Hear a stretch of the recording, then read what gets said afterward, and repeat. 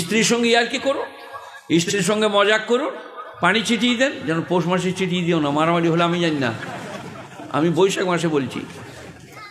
স্ত্রীকে ভালোবাসলে নেকি লেখা হবে, নেক সন্তান জন্মাবে। আই লাভ ইউ, ভালো আছো, এক কাপ চা করে নিয়ে এসো, তুমি একটু খাও আমি একটু খাই, একটা ডিম সিদ্ধ করে নিয়ে এসো, হাফ হাফ খাই, নেক সন্তান জন্মাবে, ঘরটা জান্নাত হয়ে যাবে। আমাদের মেয়েরা সাজে না তা লয়, চিক পিক পাক পোক, গাল পালিশ, ঠোঁট পালিশ, লাক পালিশ দিয়ে কোথায় ঘুরে বেড়াচ্ছে, বোলপুরের মেলায়। ফেরেশতারা বললে ধর ধর, লেগে লেগে ওর নামটা লেগে রাখ। তারপরে চলে গিয়েছে খালা, ফেরেশতারা কবরে বললে স্ট্যান্ড আপ, দাঁড়াও। বলে আমি কিছু করিনি বাপ, আমি নামাজ রোজা স্বামী ভক্তি। বলে গাল পালিশ ঠোঁট পালিশ লাগিয়ে কোথা গেলি? বলে হ্যাঁ একদিন হয়ে গেল গো, বোলপুর মেলা গেলাম। বলে এবার রেডি হওয়া, গাল চেঁচে ডুবে বেড়ে ফাবড়া করে গাঁইতি করে চলবে না। স্বামীর জন্যে গাল পালিশ, ঠোঁট পালিশ, নখ পালিশ, চুল পালিশ, স্বামীর জন্য নেকি লেখা হবে। বিশ্ব নবী বলেছেন, স্ত্রী দেখে যদি স্বামী খুশি হয় সে বিবি জান্নাতি। আহা হা, কত সহজ। মেয়েদের জান্নাতে যাও, আসসালামু আলাইকুম, ভালো আছেন, একটু চা করে দেবো, মানে বেশ ভালো ভাষায় বলতে হবে তো। আপনি যদি বলেন আসসালাম ওয়ালাইকুম সালাম, কী বলছো বলো, তোমাকে চা দেবো না কি গো?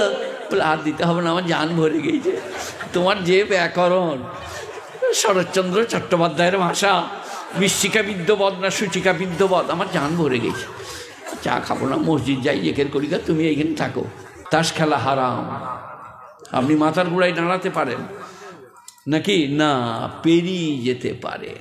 আর যদি দাঁড়িয়ে বলেন টেকাটা মার দিন, টেকাটা মার, বাস এবার মরে গেছে, কবরে গেছে, বাবলার ডাল নিয়ে ফেরেশতা হাজির, স্ট্যান্ড আপ। বলে আমি কিছু করি না বাবা, আমি নামাজ রোজা জেকের ফেকের। বলে সেই তাস খেলতে খেলতে বললি যে টেক্কাটা মার। বলে হ্যাঁ গো, একদিন বেরিয়ে গেল। বলে এবারে রেডি হ, বাবলার ডালে করে টেক্কা বার করবো, চলবে না। তাস, শতরঞ্জ, কেরাম, জুয়াল, lottery, video, VCR, TV, television একটাও চলবে না।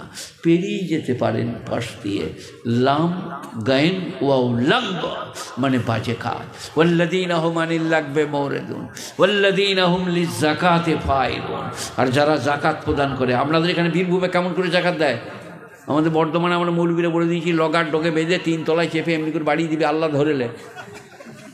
এই রে, এদের এখানে নাই নাকি? High high high.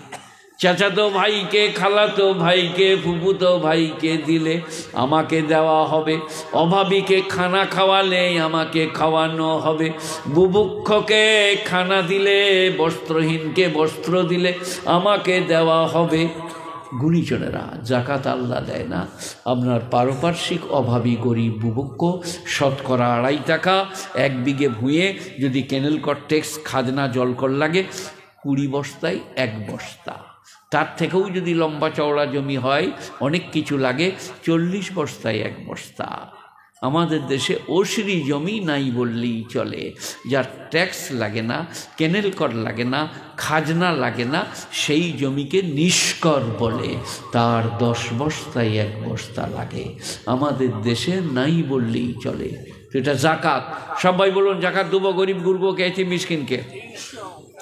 ওয়াল্লাযীনা হুম লিফুরুজিহিম হাফিজুন, যারা তাদের শরমগাকে গচ্ছিত করে, অপাত্রে গমন করে না, তারা জান্নাতুল ফিরদাউসে যাবে।